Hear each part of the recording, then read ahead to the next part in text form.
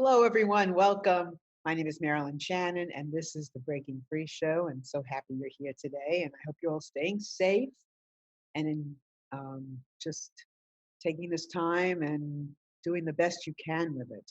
And as you know, I'm still in Florida. You can tell by my backdrop, I am not in the studio, but I am still in Florida, and I'm thanking God every day that my mother is healthy and happy, and I'm here with her. And what can I say? Unfortunately, my husband is home, my children are home, but an opportunity that I have right now to be with my mother is just destiny, I think. So, anyway, we have a wonderful show, but before we do that, I want to say hi to Amnon. Hey there, Hello, Marilyn. how are you? I'm fine, but it's getting to be like Florida up here. I heard, but It's then I hot. heard also, huh? It's It's it. hot. Yeah, but I heard at the end of the week it's going to get cold again. Well, that'll be fine. That is North Carolina weather. Anyway, please feel free anytime you like to call into the show at 919-518-9773. You can join us in our chat as well. And just put your name, nickname, whatever you like there and, ask questions, comment. Today is going to be the day that I would love for you all to just to feel the energy and kick back and just share your experiences because I know it's going to be that kind of a day. And also you can come in on Skype. Right on them? That's still okay? That's all right. Yep. Okay. So you can come in on Skype at computers, that's plural, then the number 2K voice. And you will come in on voice, not video, and you are welcome to join us that way as well. Remember, it's an open invitation, and I'm going to keep reminding you because I would love to have you come in. All right, so let's get on with our show. We have Dr. Omid Safi here with us today, and I am so excited. Brother Omid, how are you? I'm fine. Wonderful. Thank you so much for this opportunity to share some conversations from the heart. Absolutely. That's my favorite kind. So tell everybody who you are. Well, that is a journey, but I have the great privilege of serving as a professor of Islamic studies at Duke. And I'm basically interested in two major paths in life. I'm interested in spiritual traditions and also in movements that are about liberation and how these two issues connect together. Anything that is about love and justice for the whole of humanity is something I'm going to be interested in. My home, personally and academically, is the Muslim tradition, but I also teach courses on the legacy of Dr. King at Duke. Okay, great. So spiritually, what do you mean by that? The spirit, there's something in us that is subtle, that is unseen, that connects us to the heavens. That we are more than just these flesh creatures that come across, but that there is something from the divine that flows through us. It is what animates us. It's what gives meaning and shape to our life. And sometimes I think we talk about these words like spirituality in these ways which are very individualistic. But I also think it's helpful to think of it as something that extends beyond us, that there's a spirit that connects us and binds us together. Mm. I couldn't agree more. And that's one of the reasons I'm so passionate about listening.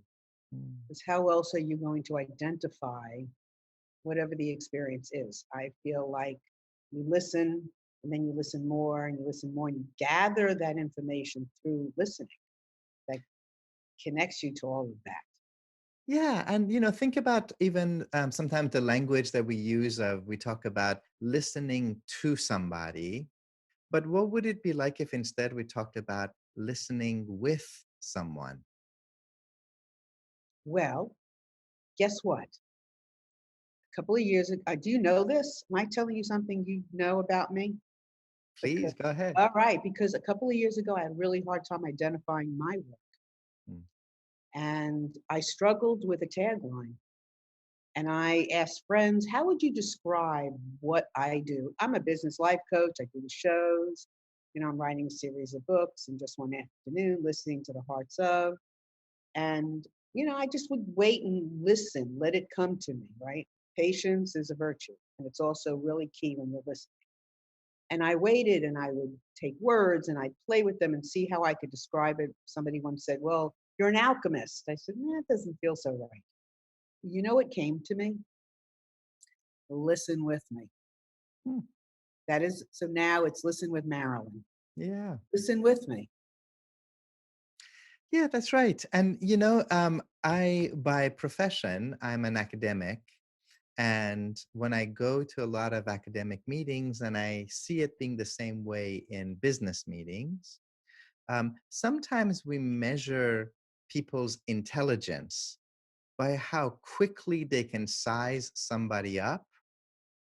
They can get to the gist of their argument, and maybe they can even tear it apart and they can interrupt them to show them how smart they are. And we even sometimes confuse the ability to be a fast thinker and a fast talker as a sign of intelligence. But a lot of the most meaningful conversations that we have with people are the ones that are filled with these pregnant pauses, where there is that silence and that space which provides a grace for people to hear the echoes and reverberations of their own thought. And we're not stepping over each other's thoughts, we're not stepping over each other's feelings, but you're actually creating this canvas together. Keep going. No, because the only thing I can say is yes. Yeah. Yeah, I totally agree. In that pause, we get to regroup, we get to rehear, we get to re-listen, we get to, because that's the thing. You never with listening and with taking it in. You can't you can't be 100% because there's always more. There's another piece to it and another piece to take you deeper and deeper and deeper. When somebody identifies it as deep listening, it's all deep. Mm. It's not It just can sometimes be. deep.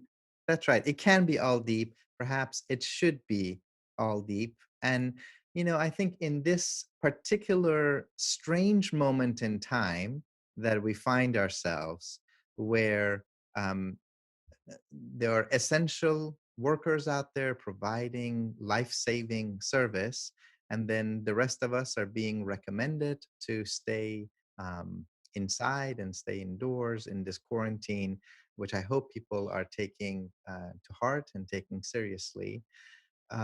It's getting a lot of people to ask those hard questions about, am I an introvert? Am I an extrovert? How do I recharge my life? And a lot of people are finding that it's actually chit chat, small talk, which is particularly draining. When we're just talking about, the this and the that, and 20 minutes into a conversation, you feel like you haven't gotten anywhere.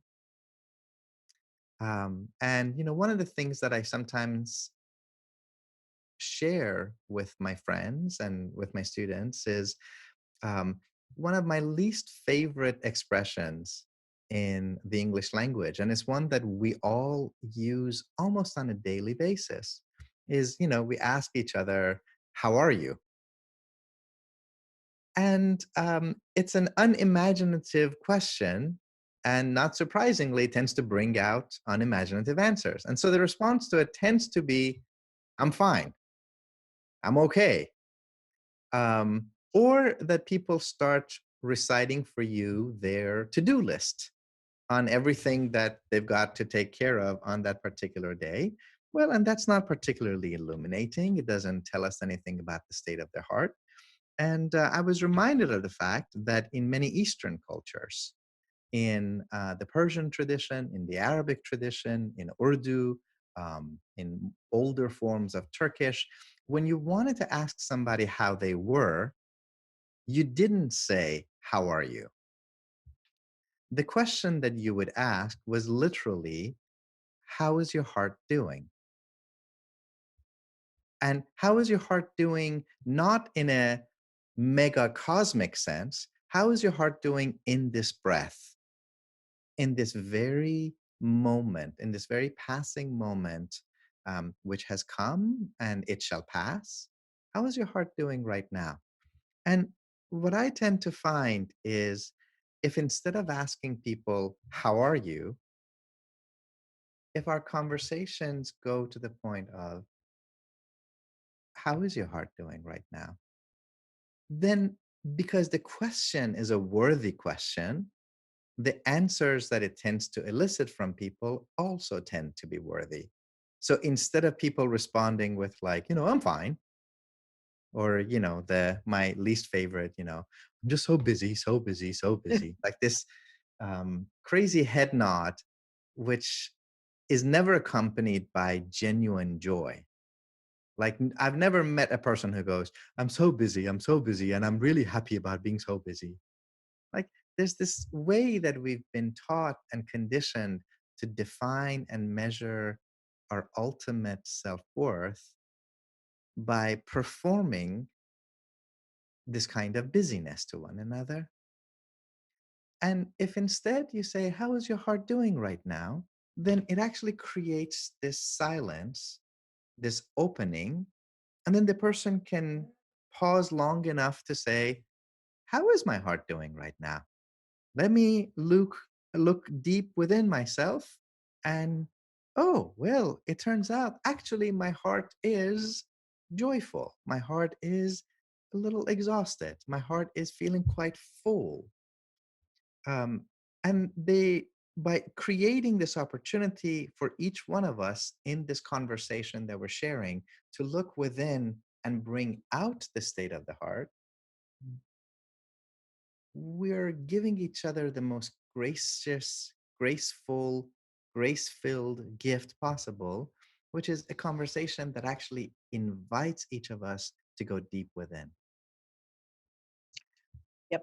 I'm writing a series of books, and my series is called "In Just One Afternoon of Listening into the Heart Side." Mm, And when the subheading, the title came a long, long time ago through somebody else. I mean, I yeah. heard it, right? The subheading, however, I needed something that could go with everything, because I could listen to the heart of, we can listen into the hearts of a person, a philosophy, a lot of things, right? Into the core.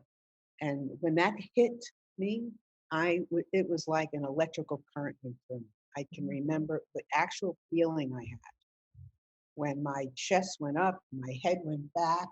I mean, I could just feel it take over me, come inside of me, and it's meant everything, because when you do exactly what you do, what you said, that question, just holding that in my heart as my purpose behind asking a question, even if I don't say to the person I'm talking to, who I'm interviewing, what's in your heart today, I'm holding it. That sends out a different message.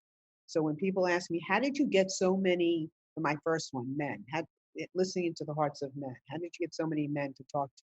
It's because I came from listening into their heart. I came Mm. from that feeling inside of me. But I love what you just said.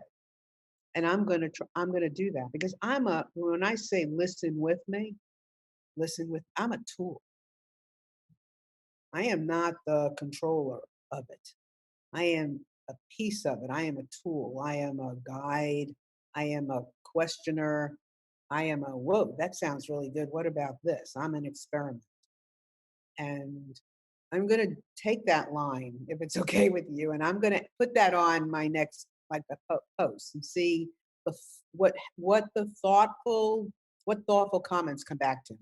Yeah. Yeah, I think all of us are, we're all finding these pearls and these gems in the teachings of multiple traditions, and sharing them with one another. There's somebody once said, there's very few truly great original ideas in this world, but living into them is something a little different. So I think that's what we're all being called to do. Yeah, absolutely. And I really do believe that this is a time when people are accessing that more and more and more on their own. I mean, when I say on their own, they might hear a little of this and they might hear a little of that from someplace and see a little of this and see a little of that. It's up to an individual to connect the dots. That's right. That's right. They have to connect all those things, and I give them such credit for being able to, such acknowledgement for being able to connect, connect something, to be able to feel a different way and see it, because it's up to each individual human being. Mhm. I can put it out there, and you can put it out there. I can do as much as I want, but even then, I'm constantly learning and growing and picking it up, and everybody else, I have lots of great hope for everyone. So, illuminating courses, tell me about that.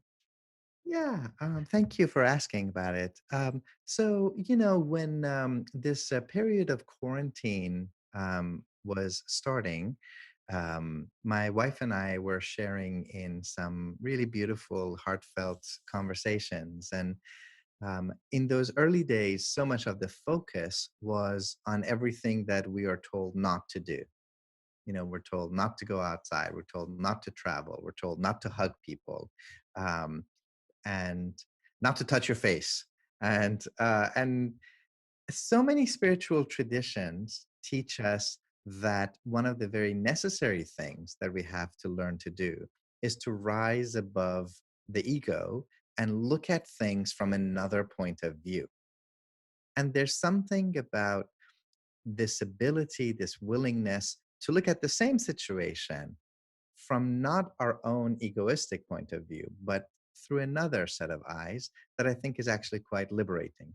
And so the way that she and I posed it to each other was, what if instead of thinking about what we are prohibited from doing, what if we actually switch it around and say, what is it that maybe we've always wanted to do and we haven't been able to do for whole host of reasons. And now we might have the time and the space to do that.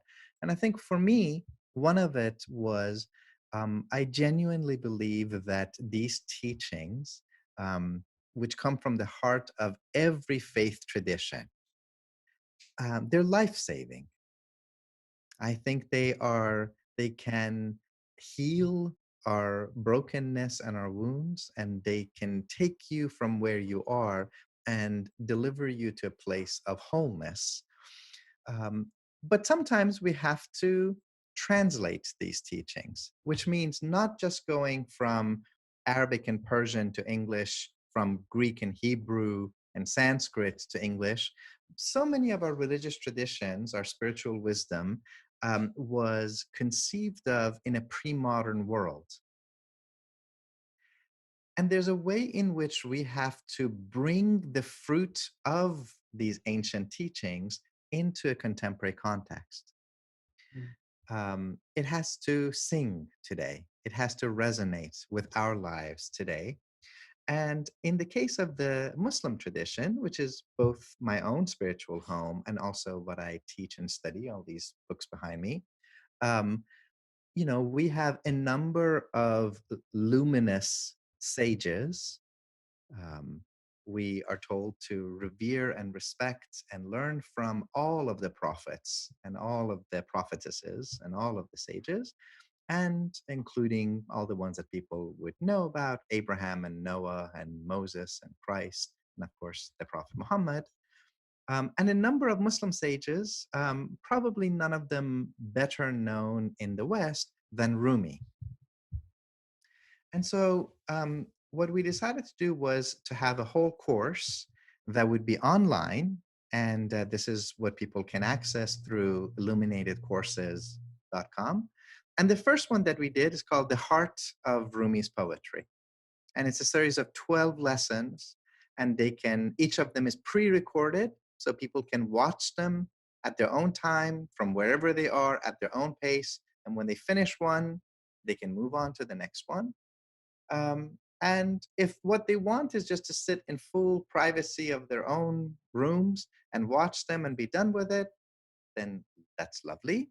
But I also knew that people are craving a sense of connection.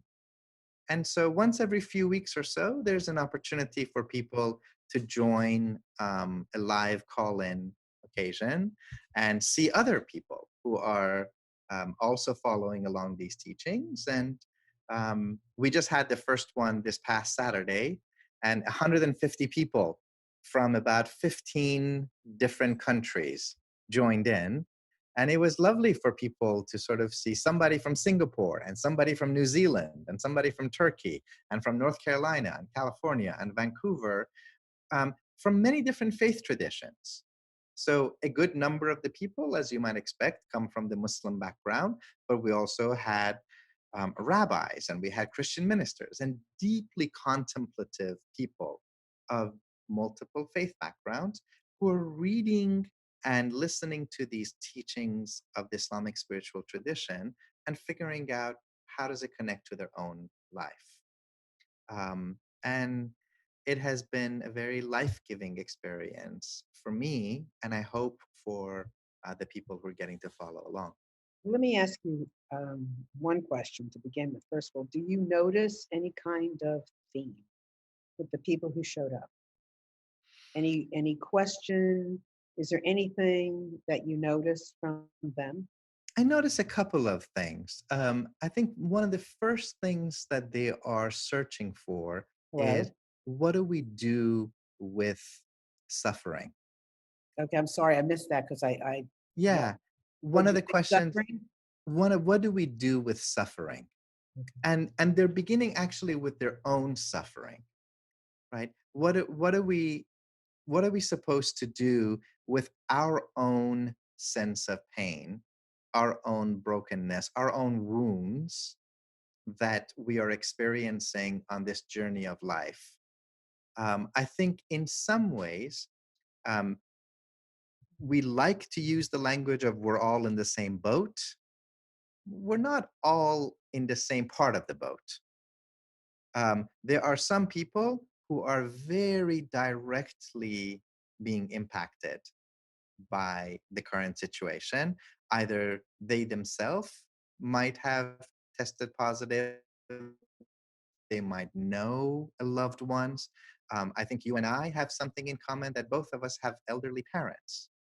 And we are deeply concerned about what would happen to them should they be exposed to this virus in light of the very serious conditions of age and pre-existing conditions that they have. For other people, it might be that they've lost their job, or that their financial situation has taken a huge hit. And also, so much of the noise of life has quieted down a bit. And so you actually have the opportunity to hear that still small voice inside. And it takes courage to go deep within yourself. One of the points that I always remind my friends is that the word courage comes from that old Romance word of cœur, which is the heart. It takes courage to go inside your own heart and to deal with those places that Rumi would call the unilluminated places deep inside your own heart. So could you give us a little history about Rumi before we actually dive in? So for those of us who may have heard of him but don't Yeah. know exactly who he is, and I want to keep the word suffering out there as well, because I think that's an important tie-in. So if you could just give us a little brief bio of Rumi, that would be great. Absolutely. So many people would say that other than the Prophet Muhammad, who of course is seen as the founder of the Islamic tradition, there's probably no other Muslim figure throughout history who has had such an impact on so many different cultures. Um, the the old sort of cliche is that every Persian speaker knows dozens and dozens of his poems by heart. He lived and died in what is today Turkey, and every year more than 1 million people come for pilgrimage to his shrine. And in South Asia, um, his poems have been recited for hundreds of years in these sessions of ecstatic, sacred music called qawwali music. And then he's had this very interesting afterlife here in America, where for the last 30 years, there's a wonderful American poet, a good friend of mine named Coleman Barks. He got his PhD from North Carolina. He's a good old Chattanooga boy from Tennessee, and he taught at the University of Georgia. And he rendered scholarly translations of Rumi's poetry into American free verse. And in the last 30 years, Rumi's poetry has become the best-selling poetry in America.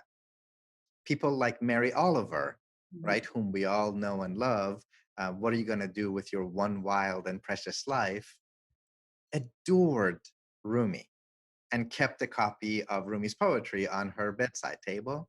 So there's something very cosmically delicious about this 13th century Muslim, Persian-speaking mystic who is adored by people in Iran, in Turkey, in Central Asia, in Pakistan, in India, and now in Europe and North America. And his main point, and this is what I try to bring out in the Illuminated courses, in this The Heart of Rumi's Poetry course, is that he speaks about love not so much as an emotion. Love is not this fleeting sensation that I love you today, I may not love you tomorrow.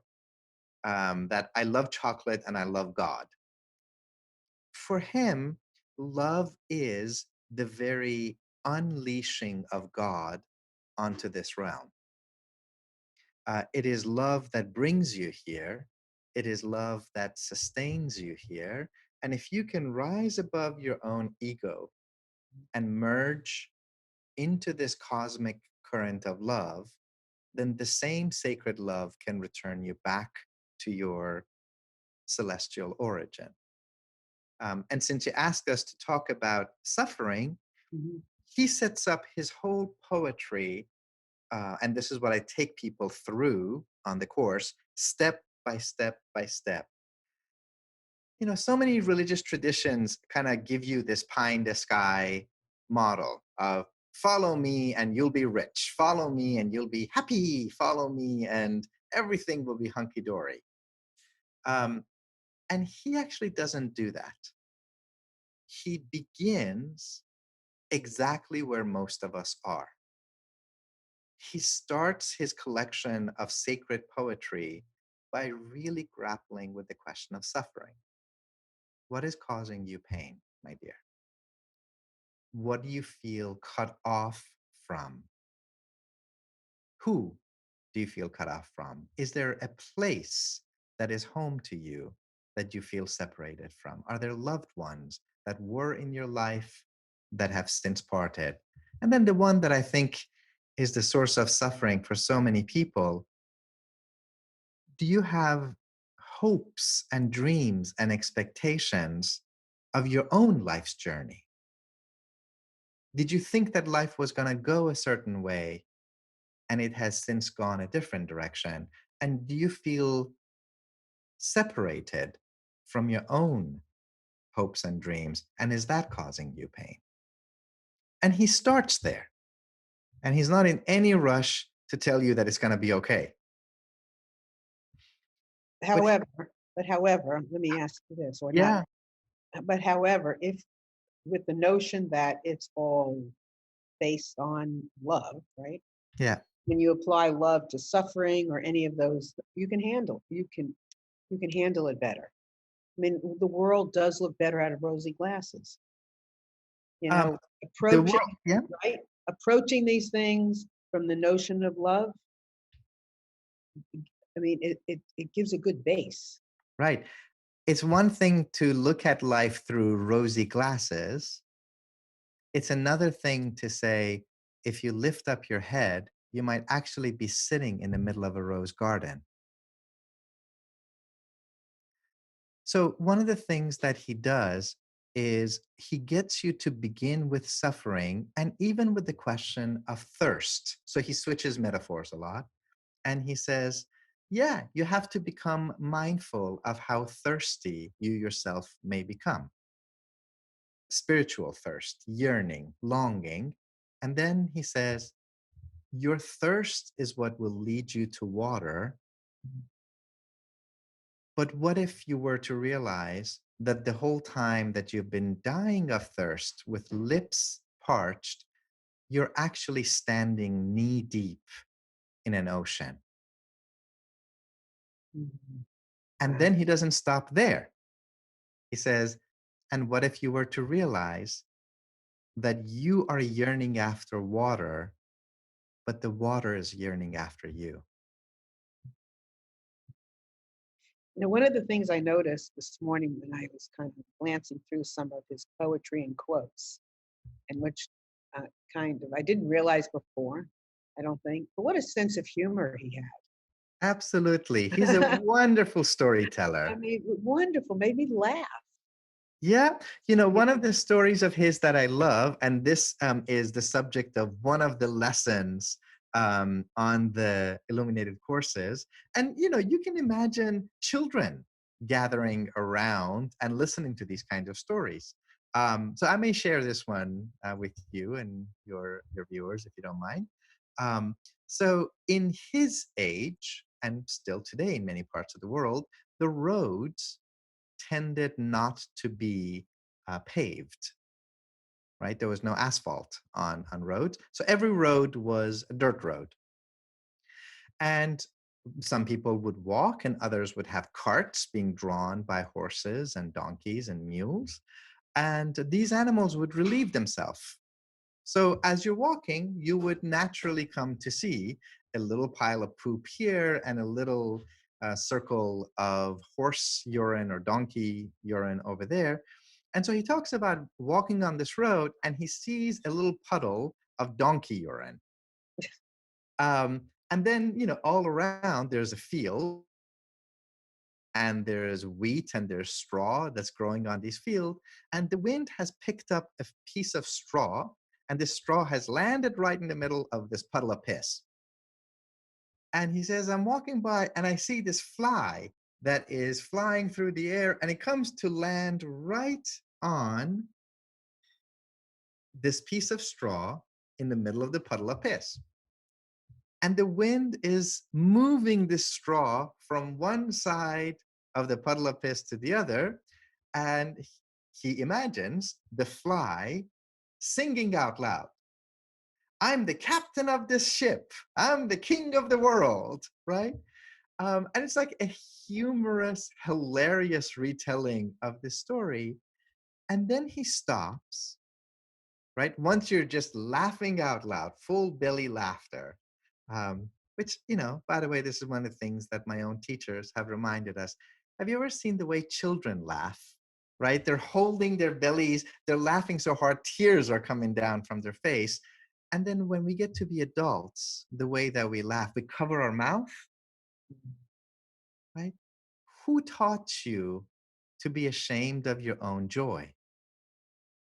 What did society do to us to get us to actually be embarrassed about shining with our joy, right? There is that idea of returning to that childlike state of a spontaneous, joyful life.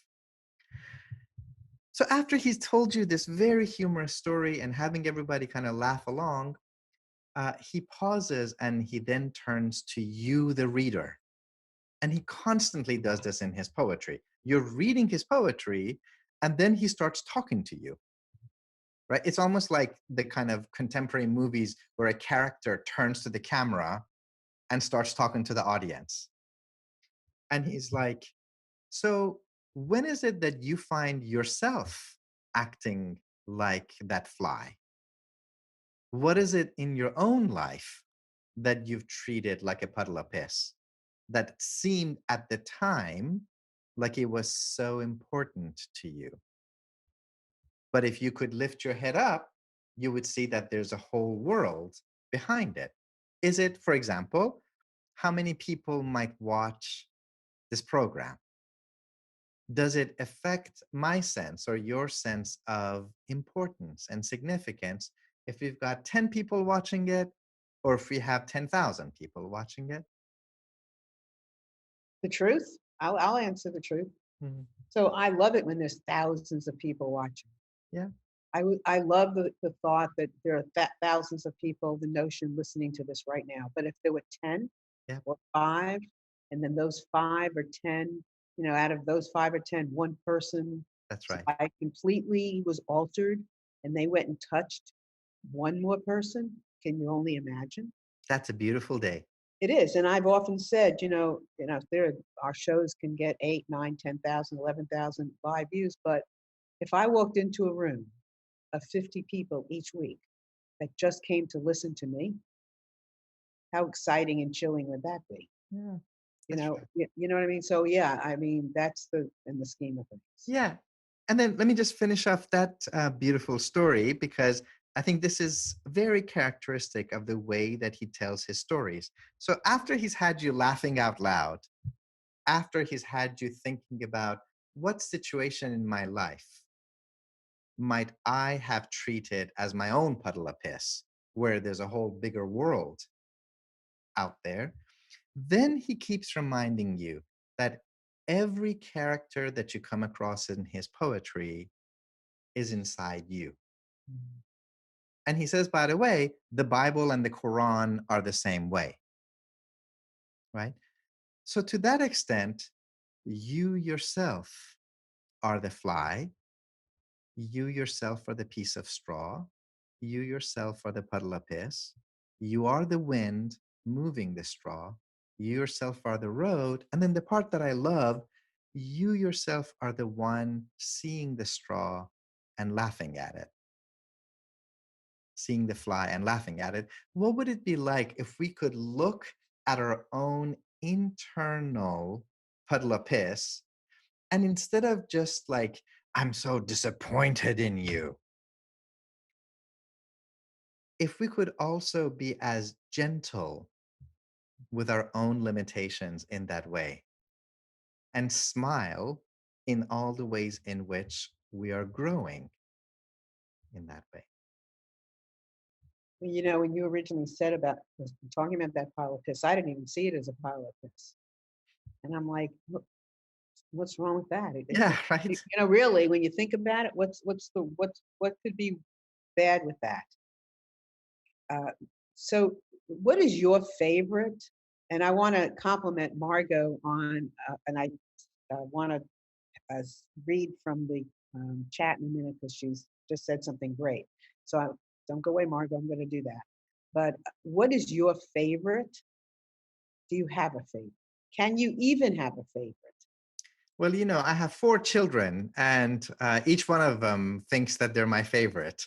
And they always come up to me and they go like, "I'm your favorite." And Rumi's poetry is like that too. My favorite really depends on the hour of the day and the state of my heart and how my heart is doing. I'll read for you one that is very much a consistent favorite, Okay, and this before is you do that, I just want to mention to everyone, please feel free to chat with us in the chat, to call in if you like at 919-518-9773, or you can come in on Skype at computers, and that's plural, the number 2K voice.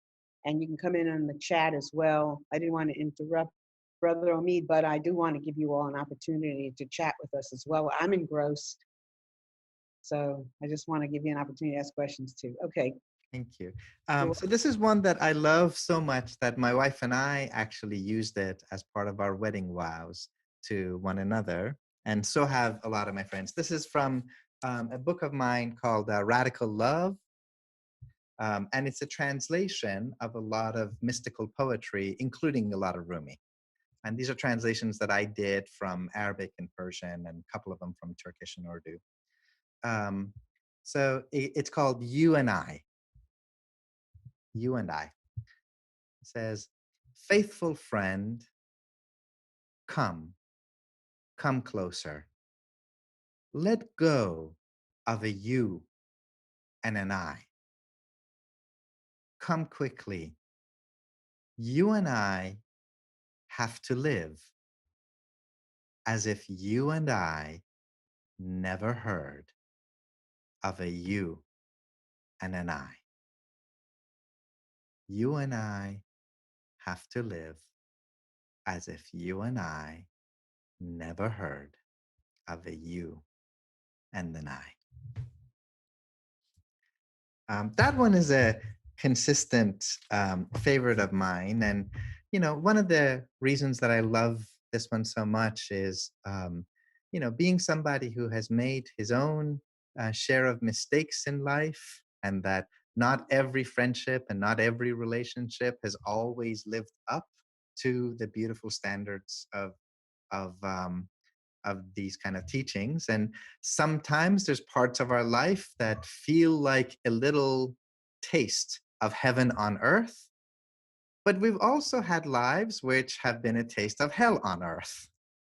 And I think for those of us who have lived through difficult and challenging relationships, um, it's easy to think about times where you're caught up in this dynamic where, well, you did not take out the trash but I did the dishes, and then you turn into like the law firm of me, myself, and I, suing you and yours.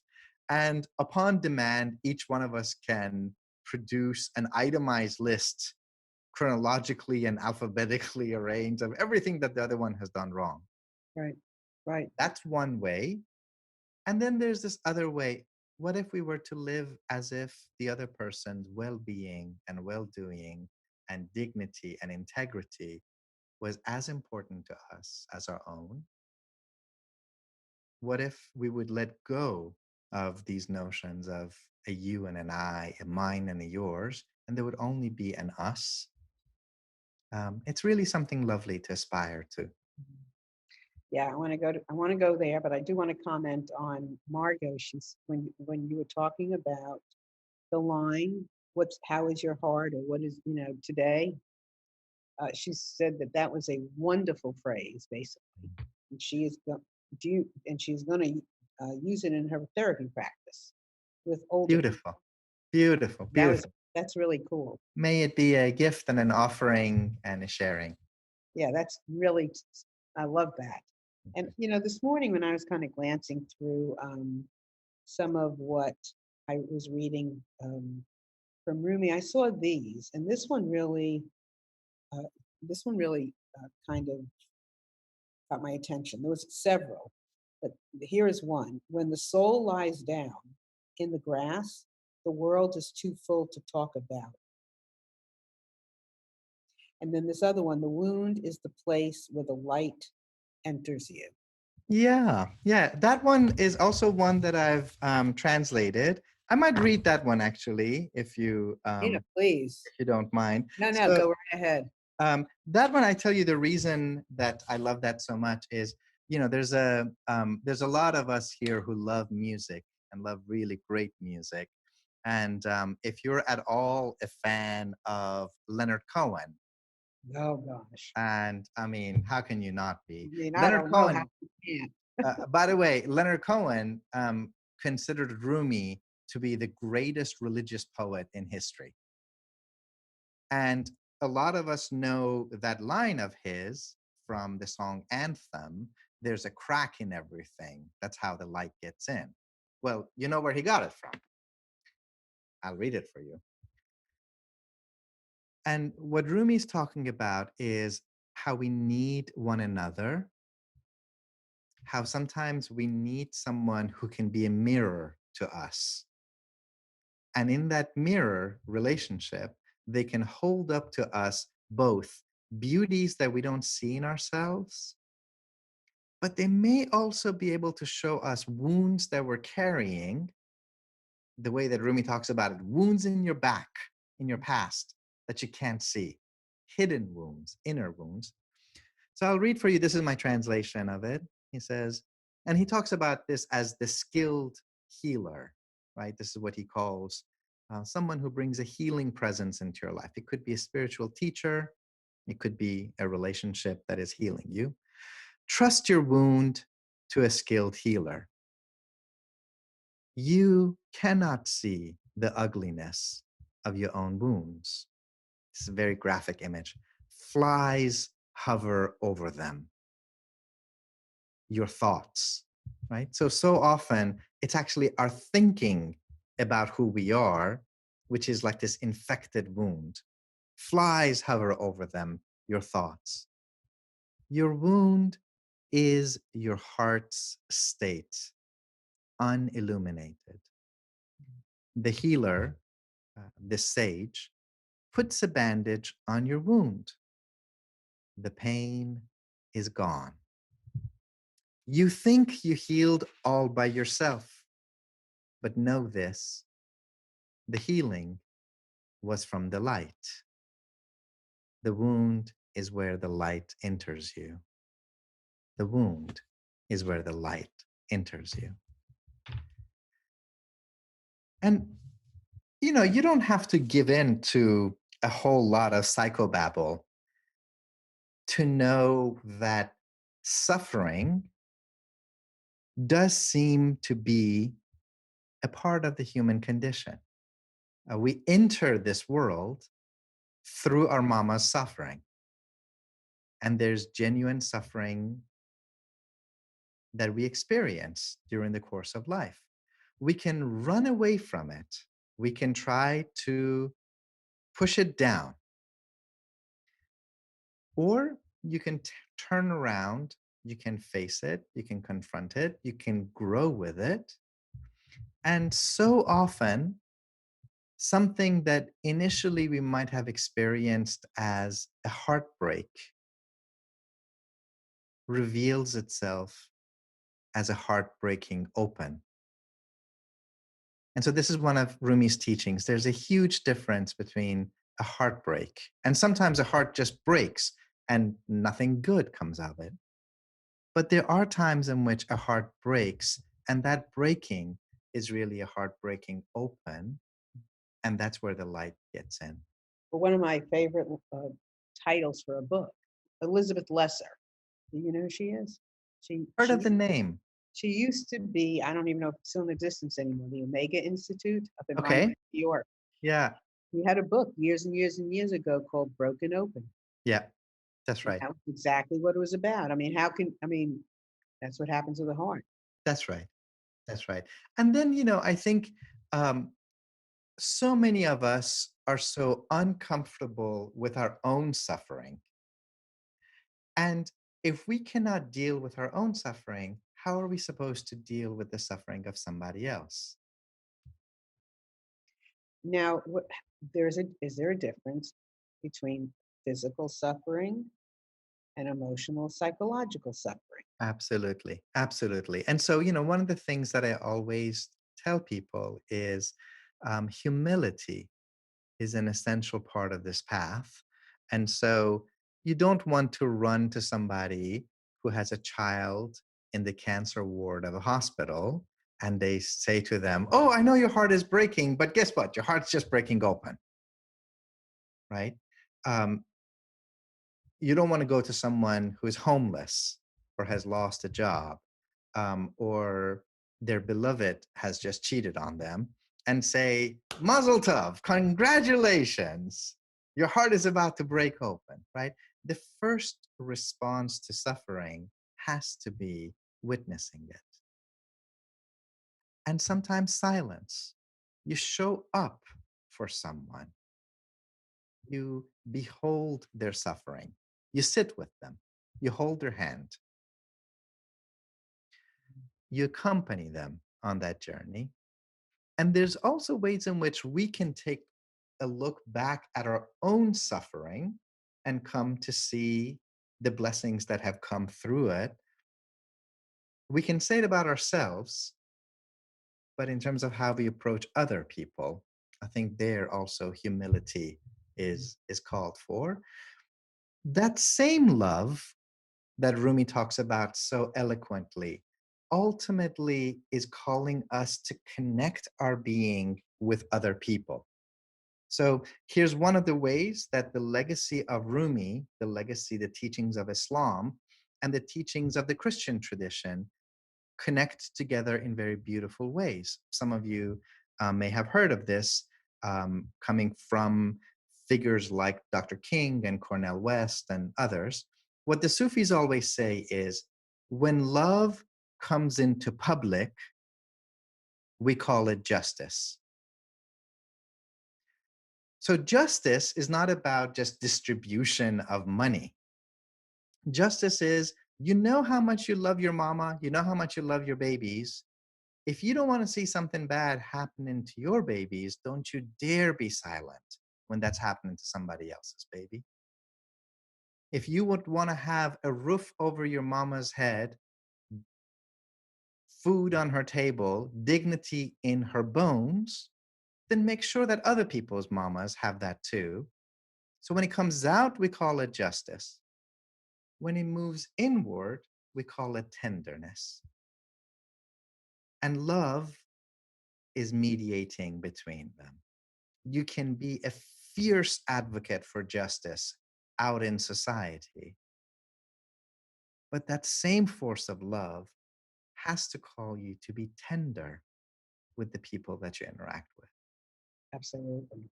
So look, so I'm going to ask you now to share, where somebody would sign up for your course and those kinds of things and your books. And Sure. before, because I could keep on listening to you, and I'm going to hopefully ask you back, and you're hopefully going to come back. It would So be an honor and yeah, a we'd love, joy. yeah, yeah. So Thank you. tell everybody where Yeah, so they the, would get the your course books. is open to anybody. They can sign up for it at www.illuminatedcourses.com. www.illuminatedcourses.com. Right now, the course that we're offering is the one on Rumi.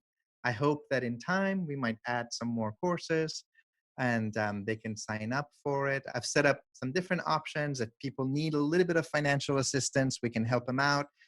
Some people that have a little bit more means have been generous, and it's essentially a share the love. So they've signed up and made it possible for somebody with needs to also sign up. And the you don't need to have any background. There's no tests. There's no exams.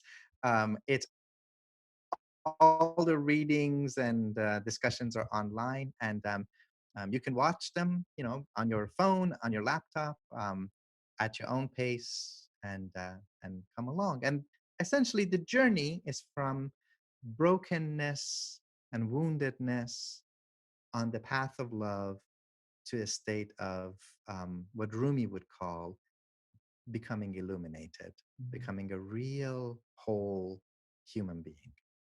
So I want to ask you about that in just a second. But Anand, will you show my books? And then I want to ask about, are we all, there we go. All right. In just one afternoon, listening to the hearts of men. In just one afternoon, listening to the hearts of twins, the millennials. Very, very soon, people impacted by opioid addiction. Then Black fathers will follow, and then families that have lost a child, and I go on from there. But they're all on Amazon. Please feel free to reach out to me and ask me any questions about them. I would love to discuss anything about any of these stories in the book. They're all raw and real and powerful.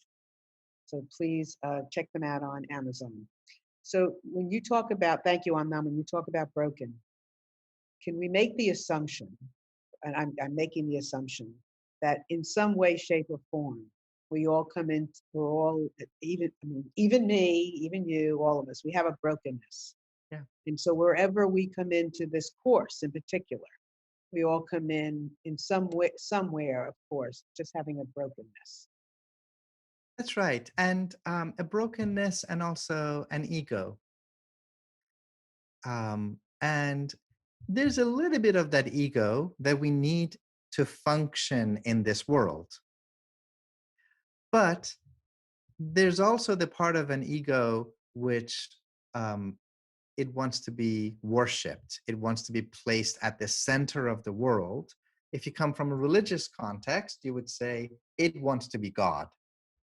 And it cannot be God. Mhm. Only God can be God. And so that's one thing that Rumi spends a lot of time on, of the ways in which, as long as we are worshiping our own ego, it makes it impossible to love ourselves truly, to love anybody else truly, or to love God truly. The ego has to be put in its place, and it has a place, and it has to be healthy in that place, but its place cannot be at the center of the cosmos.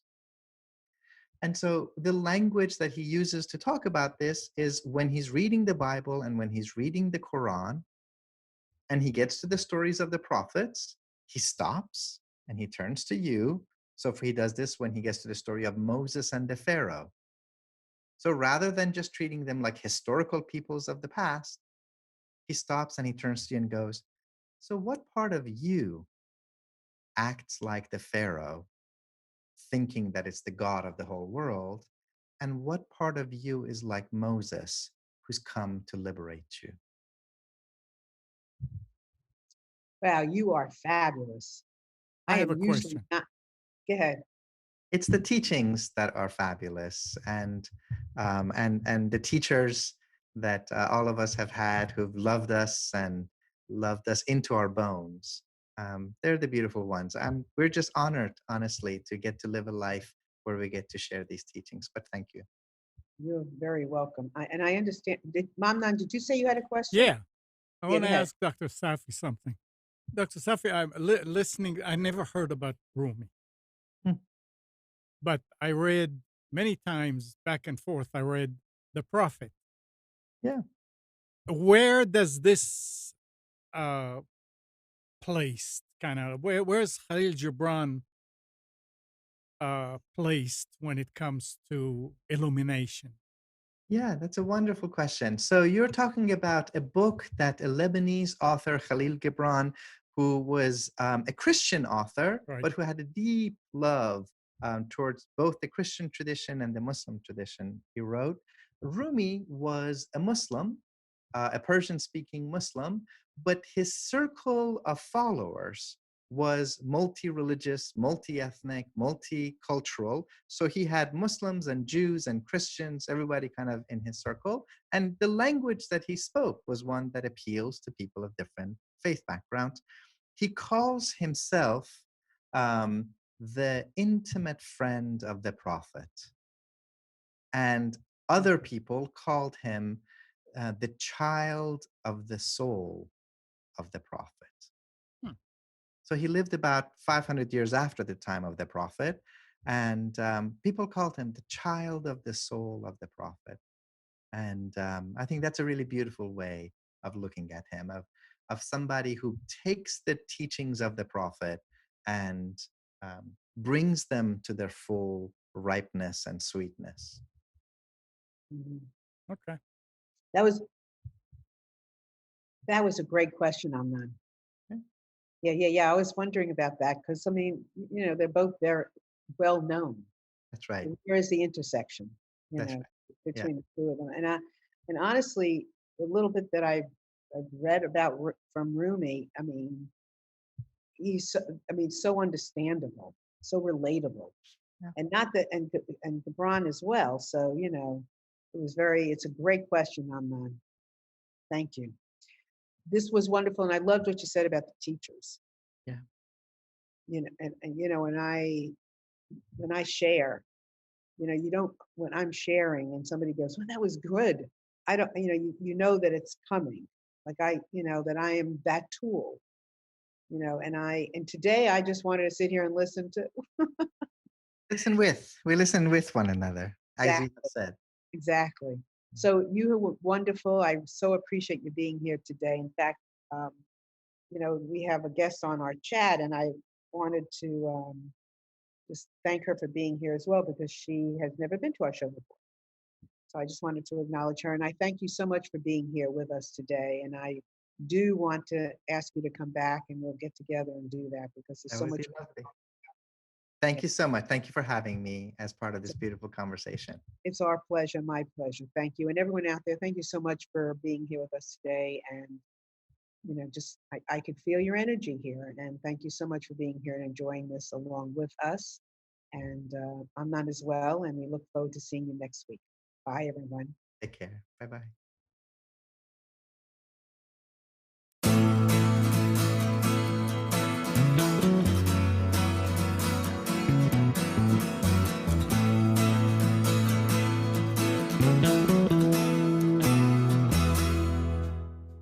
You are tuned to the Nissan Communications Network.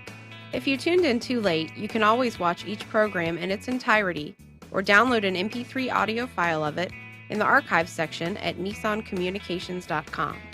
Don't forget to subscribe to our YouTube channel, follow us on Twitter, and like us on Facebook. Sponsored by Telestream's Wirecast software, StreamingGear.com, Carolina Apparel, and DeltaForce.net.